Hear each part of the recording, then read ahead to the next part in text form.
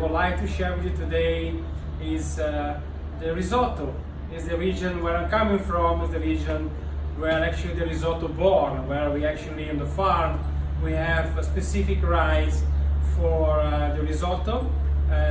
Normally I use a carnaroli rice, and today we'll do something which is very good for you because we make some adjustments, some changes on the recipe.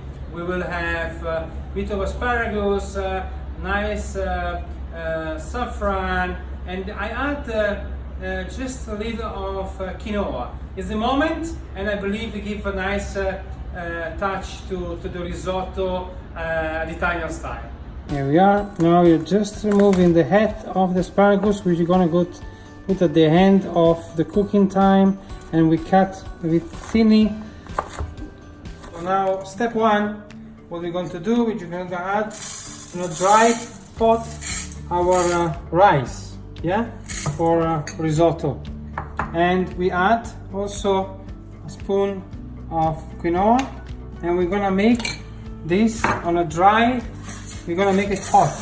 That's help to retain the starch that we need later on to add to having our risotto, to make it nice, creamy, without adding too much butter and parmesan. So what we are going to do now, we're going to add our very hot stock inside. What is very important that people don't know is that normally we say the risotto we need to add slowly the stock while it's cooking. This is, for me, is not correct. For me, we need to add as much as possible the entire quantity of stock in the pot to cook your rice, because that's actually doesn't break the starch impact on the risotto, to make it nice and creamy. Keep on, let's say, until it's boiling. We need to cook on the pot for 5-6 minutes. Yeah, when it's peaking the boiling point, then we reduce the temperature and we let them cook for another 6-8 minutes before we actually start the process of the end of the risotto. Now the next step is to take our asparagus and add into the risotto.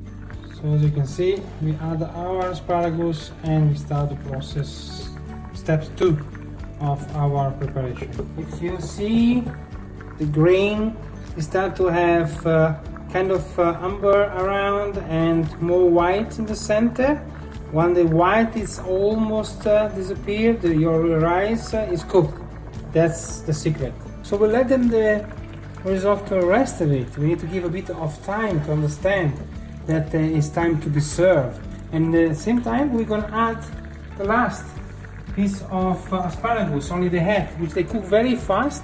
We just add it, and this is going to be also important for us to finish our plating of the risotto. They will cook very fast, so no need to cook for too long, and they give us a bit of crunchiness also at the end, bit of structure of the dish.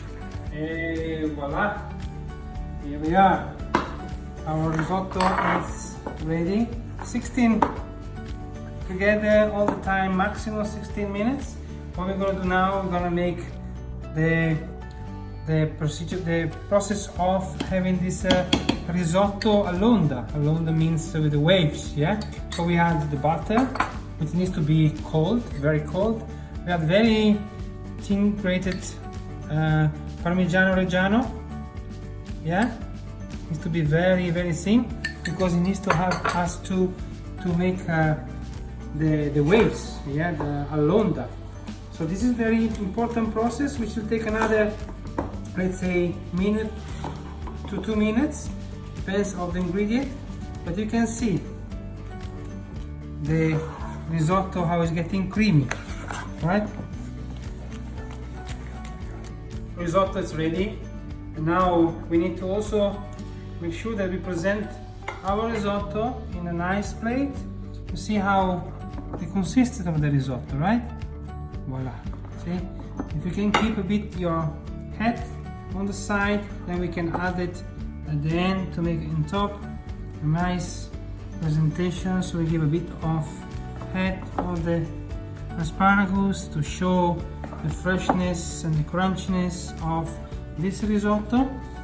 what I like to have only saffron at the end, because saffron is really good, but if it cooks maybe lose a bit off, so we leave a bit of saffron, fresh saffron on top of the risotto, and with the heat and the risotto, yeah, it's gonna take out all the flavor. And if you like, if you don't have kids, maybe you like also a bit of black pepper. So on this risotto particularly, a drop of black pepper freshly. This is actually very, very good. And please enjoy.